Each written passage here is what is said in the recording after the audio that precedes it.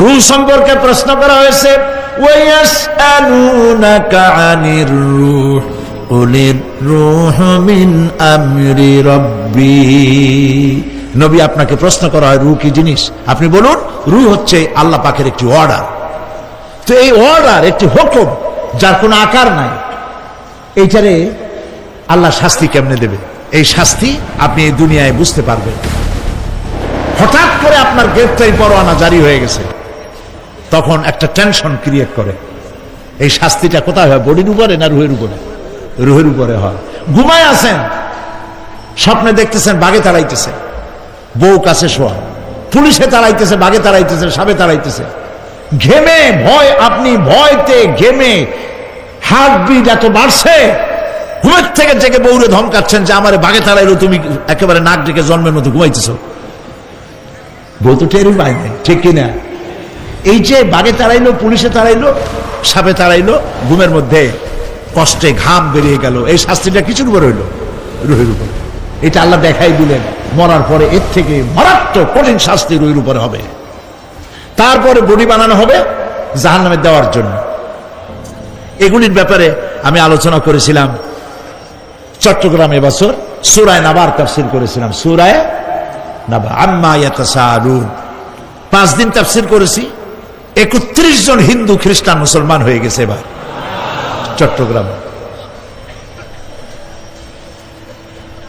নবী করিম সাল্লাল্লাহু আলাইহি ওয়াসাল্লাম বলেছেন, কেউ যদি দুনিয়ায় বেঁচে থাকা অবস্থায় কিয়ামতের দৃশ্য দেখতে চায়, সেজন্য সূরা নাবা, সূরা আত-তাকবীর, সূরা নাজিআত, সূরা আল-ইনফিতার, এই সূরাগুলি যেন পড়ে, তাহলে দুনিয়ায় জীবিত থাকা অবস্থায় কিয়ামতের দৃশ্য দেখতে পারবে। ঈমানদার ব্যক্তি, যে ব্যক্তি মরার সময় মুখে উচ্চারণ করতে পেরেছে লা ইলাহা ইল্লাল্লাহু মুহাম্মাদুর রাসূলুল্লাহ, জোরে সোরে পড়েন লা ইলাহা লা ইলাহা লা ইলাহা লা ইলাহা ইল্লাল্লাহু মুহাম্মাদুর রাসূলুল্লাহ। কালেমা পড়ে মারা গেল। এরপরে কবরের ভিতরে মুনকার নাকির ফেরেশতা এসে হাজির হয়ে যাবে, প্রশ্ন করবে মান রব্বুকা। ঈমানদার ব্যক্তি বলবে রব্বি আল্লাহ। বলেন রব্বি আল্লাহ। আমার রব কে? আল্লাহ না, আল্লাহ। মহব্বতের সাথে বলেন আল্লাহ। কেউ যদি হৃদয়ের গভীর আল্লাহকে ভালোবাসলে চ্যানেল সাবস্ক্রাইব করুন, মনিকোটা থেকে একবার ইসলাম প্রচার সহযোগিতা করুন, চ্যানেলটি সাবস্ক্রাইব করুন। আল্লাহ পাক 70 বার সাড়া দিয়ে জিজ্ঞেস করেন, বান্দা কি চাও বলো, আমি হাজির। কি মজার নাম আল্লাহ, এর থেকে মজার নাম পৃথিবীতে নাই। এই মজা বেশি পাবেন তাহাজ্জুদের সময়। সুবহানাল্লাহ বলেন। রাত জাগতে শিখুন, তাহাজ্জুদের নামাজের অভ্যাস করুন। সমস্ত নবীদের উপরে তাহাজ্জুদ পড়া বাধ্যতামূলক ছিল।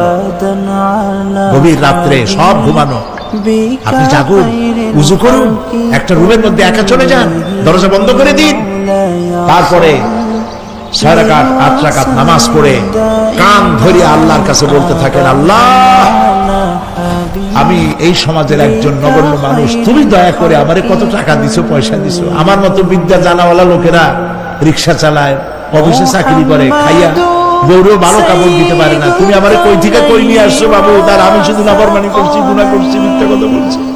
আল্লাহ তুমি আমারে মাফ করো।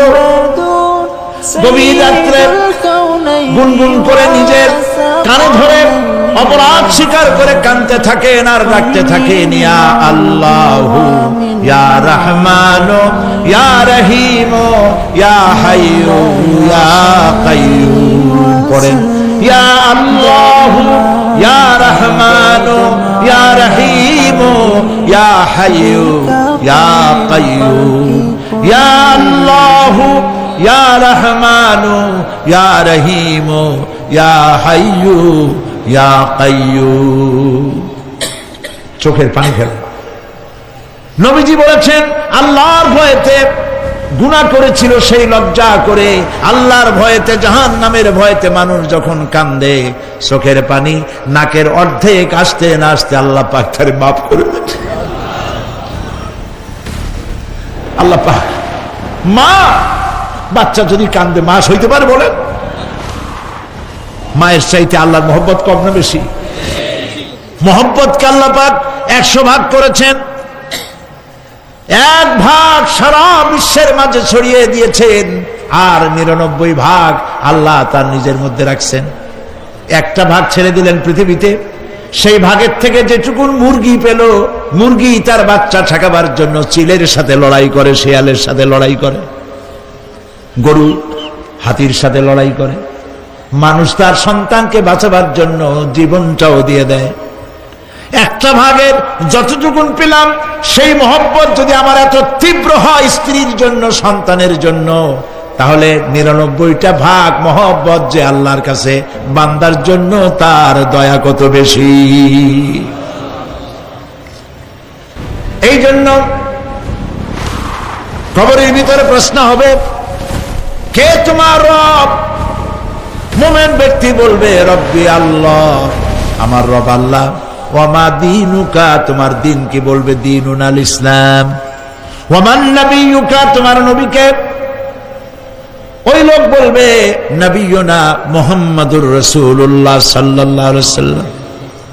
হাদিসে এসেছে ওই সময় নবীজির চেহারা মোবারক দেখানো হবে, প্রশ্ন করা হবে মা কুনতা তাকুলু ফি হাদার রাজুল, এই লোক সম্পর্কে তোমার ধারণা কি? লোকটি বলবে হাদা নবিয়ুনা মুহাম্মাদুর রাসূলুল্লাহ সাল্লাল্লাহু আলাইহি ওয়াসাল্লাম, ইনি তো আল্লাহর রাসূল, আমার নবী। সঙ্গে সঙ্গে গায়েব থেকে আওয়াজ হবে ফাফরিশু বিল জান্নাতি ওয়ালবিসু বিল জান্নাহ, ও আমার ফেরেশতারা, আমার বান্দার জন্য জান্নাতের বিছানা কবরের মধ্যে বিছায় দাও, আর আমার বান্দাকে জান্নাতের পোশাক পরায় দাও, জান্নাতের পোশাক পরায় দাও, জান্নাতের বিছানা বিছায় দাও, আর তার কবরটাকে প্রশস্ত করো ইলা মাদ্দা বাসারা, যদ্দূর তার চোখের দৃষ্টি যায় অদ্দূর বড় বানায় দাও কবর। ফেরেশতারা বলবেন নোম কানাউমুল উরুস, দুলামিয়া যেমন বাসর সজ্জায় বউ নিয়ে ঘুমায়, তুমি আরামে ঘুমায় থাকো ইলা ইয়াউমিল কিয়ামা। ভাই সাহেব, এই পৃথিবীর সব ফাঁকিবাজি, মোহ, সব মোহ, স্ত্রী পুত্র পরিজন মাল ধন কিচ্ছু না, কোনো দাম নাই। আল্লাহকে ভয় করুন, আল্লাহকে ভয় করে চলুন। ভয় তো করতে পারলাম না, এত বড় একটা রমজান মাস চলে গেল, রোজা আসছিল তাকওয়া সৃষ্টি করার জন্য, সারা জীবন রোজা রাখলাম, মুত্তাকি হইতে পারলাম না। এটা ঠিক কিনা বলুন? সারা জীবন রোজা রাখলাম, মুত্তাকি হইতে পারি নাই। এখনো মিথ্যা কথা বলি, ওজনে কম দেই, খাদ্যে ভেজাল দেই, কথা ঠিক কিনা? মিথ্যা কথা বলতেছেন, মিথ্যা কথা বলা কবিরা গুনাহ, মিথ্যা কথা বলা সমস্ত গুনার মা। কথায় কথায় মিথ্যা বলা হচ্ছে। দোকানদারি করতেছেন, কষ্ট করে মাল কিনছেন, লাভের জন্যই তো কিনছেন, মিথ্যা কম কেন? ওজনে কম দিচ্ছেন, ভেজাল দিতেছেন, ভেজাল দিয়া কম দিয়া কয় টাকা উপার্জন করবেন? আর কতগুলি খাইতে পারবেন আপনি? চাউলের মধ্যে তুষ দিলেন, কুড়া দিলেন, পাথর দিলেন। আহারে মুসলমান, কি কপাল পোড়া! ওজন দিতে গিয়া একটু খিচ দিয়া ধরে যেদিকে পাথরটা, আর মালটা যেদিকে সেদিক টিটু নিচু করে দেয়। যে কেনে সে মনে করে মাশাআল্লাহ, লোকটা তো খুব ভালো, আবার তো বেশি দিছে। কিন্তু বাড়ি যায় দেখবেন আপনারা 14 গ্রাম কম দিছে। ও 14 গ্রাম তো যায় না, না, এখন তো গ্রাম বলে। আগে তো আমরা ছটাক মটক বলছি, এখন গ্রাম বলে সুবিধার জন্য। এগুলি কি আমি বানায় বলতেছি না? কথা ঠিক। লাভটা কি? কি লাভ? জমিনের আইল ঠেলতেছেন, পরের জমিন দখল করতেছেন, বোনেরে ঠকাইছেন, ভাইরে ঠকাইছেন, ভাইয়ের সম্পত্তি ফেরত দেন নাই। আহা, এই যে দুরবস্থার সৃষ্টি হলো, আমলের পরিবর্তন হলো না। মসজিদ বানাইছি সব দালান, মসজিদগুলি সব বিল্ডিং হয়ে গেছে। নবী করিম সাল্লাল্লাহু আলাইহি ওয়াসাল্লাম বলেছেন মাসাজিদুহুম আমিরাতুন ওয়া হিয়া খারাবুম মিনাল হুদা, মসজিদগুলি সব দালান হয়ে যাবে শেষ যুগে। এগুলি নবী করিম সাল্লাল্লাহু আলাইহি ওয়াসাল্লাম ভবিষ্যৎবাণী। মসজিদগুলি কি হবে? সব বিল্ডিং হয়ে যাবে। ওহিয়া খারাবুম মিনাল হুদা, হেদায়েত থেকে খালি হয়ে যাবে। হেদায়েত নাই, খালি মসজিদ, building, tiles, mosaic, air condition সব আছে, হেদায়েত নাই। কবি বলতেছেন মসজিদ তো বানা লি है सब भर में ईमान की हरारत वालों ने, मन पुराना पापी रहा बरसों में नमाजी बनना सिखा। মন চাইছে তাড়াতাড়ি করে মসজিদ একটা বানাই ফেলাইছে, কিন্তু বছর বছর নামাজ পড়লো, মন সেই পুরানা পাপী রয়ে গেছে, সেই পাপ থেকে সে বাঁচতে পারে নাই।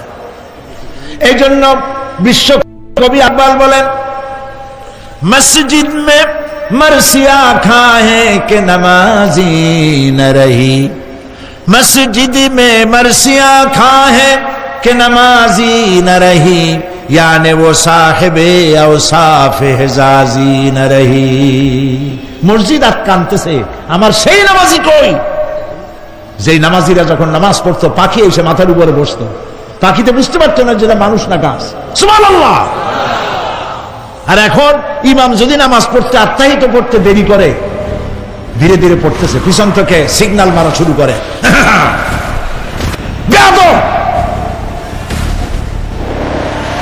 ইমাম যদি নামাজের মধ্যে, ইমামকে কখনো গলায় কাশি দিয়ে আপনি ডিকটেট করতে পারবেন না, বেয়াদবি, নামাজ নষ্ট হয়ে যাবে।